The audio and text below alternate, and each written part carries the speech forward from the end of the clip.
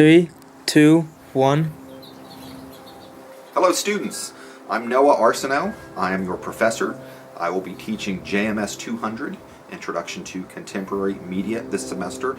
This is the third time I've taught the class. I've been teaching here at SDSU for 10 years. This is the third time I've taught the class, but this is a new textbook and I'm trying out some new things, so kind of be tolerant. I'm kind of coming up and inventing some things as we go along.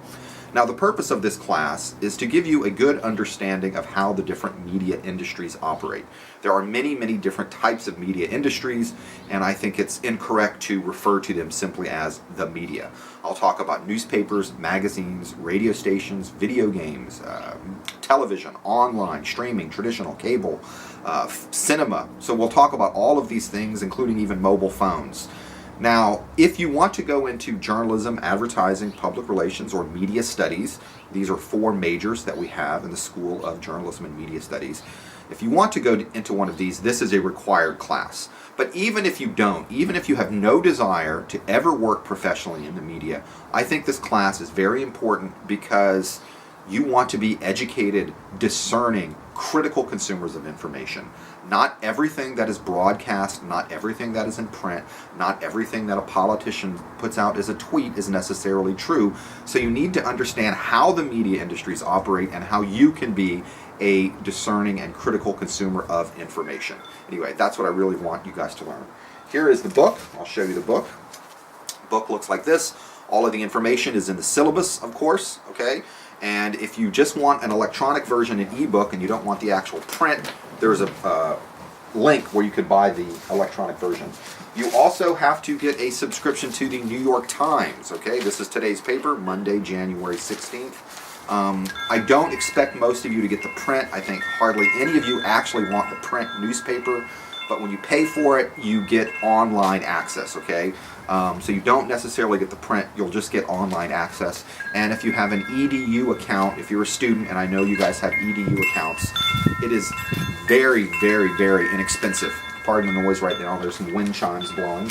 You also need to purchase one of these. This is called an iClicker, okay? Because we're a large class, we have at least 150 students in the class. To kind of facilitate interaction, and rather than me call on individual people, I'll ask questions. The results will be presented on the screen. There'll be poll questions, multiple choice questions, yes or no questions. How often do you listen to a podcast? Or when did Walter Cronkite take over the CBS News? A mixture of factual questions and opinion questions.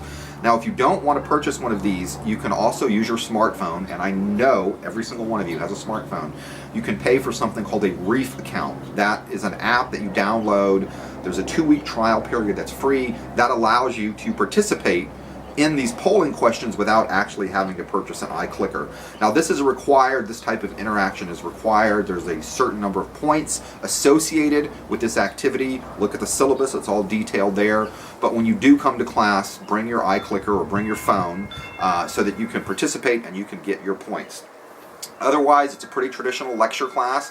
I try and make the lectures as entertaining and engaging as I can.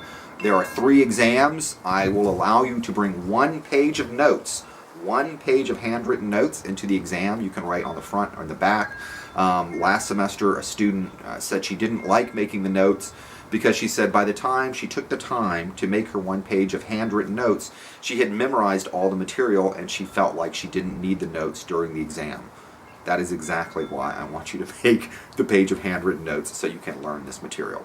I do put the lecture notes on BlackBoard, so when you show up in class, if you want to bring your computer or bring your tablet, you can have the basic talking points in front of you. I already have the first set of lecture notes posted, so go to the class BlackBoard site, check it out, get as much information as you can, and I will see you soon. Bye.